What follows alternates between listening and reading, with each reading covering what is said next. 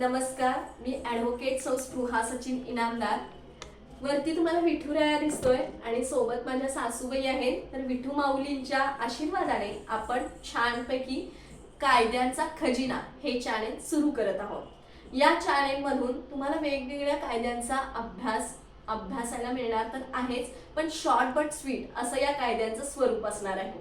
तर आत्ताच्या गरजेनुसार, काळाच्या गरजेचा विचार करता हा कायदा आपण बघत आहोत.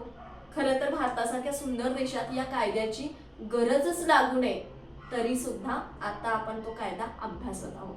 Maintenance and welfare of parents and senior citizens act 2007.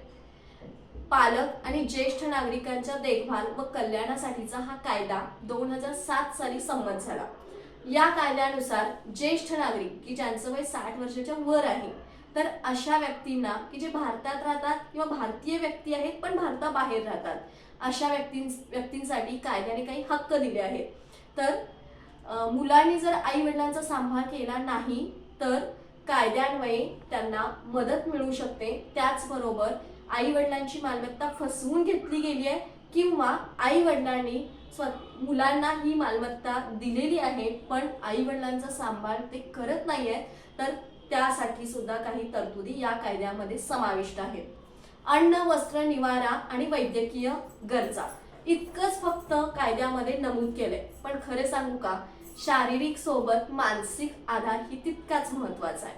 पण या कायद्यामध्ये मानसिक आधाराबद्दल नाही, आपण मात्र हे लक्षात ठेवूया.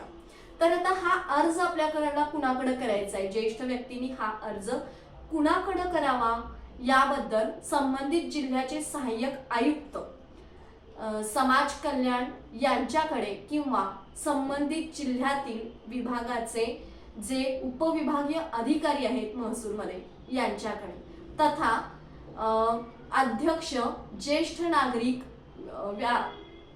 न्यायाधिकरण यांच्याकडे हा अर्ज करता येतो.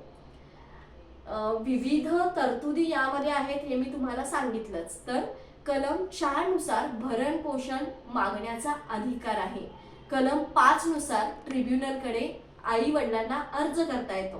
कलम 9 नुसार भरण पोषणाचा आदेश ट्रिब्युनल देऊ शकते. कलम 16 नुसार अपील करता येतं. कलम 20 नुसार वैद्यकीय विविध सुविधा आई वडिलांना द्यायच्या आहेत. कलम 23 नुसार मुलांनी देखभाल न केल्यास मालमत्ता किंवा हस्तांतरण रद्द करण्याचा अधिकार यान्वये मिळतो. कलम 24 नुसार ज्येष्ठ नागरिकांचा त्याग म्हणजेच ॲबडॉर्मेंट अशी तरतूद कायद्यामध्ये आहे. आणि याची शिक्षा सुद्धा यामध्ये आहे की सेक्शन 24 नुसार 5,000 रुपये दंड आणि 3 महिने कारावास. काही वेळेला फक्त 5,000 रुपये दंड किंवा 3 महिने कारावास, पण काही वेळेला शिक्षेचं स्वरूप मात्र दोन्ही असू शकतं. हे मात्र लक्षात ठेवणं अत्यंत गरजेचं आहे. पण खरं सांगू का, आई वडील हा खरं तर आधार आहे. आई वडील असो, सासू सासरे असो, घरात एक वेगळा आधार आपल्याला वाटतो.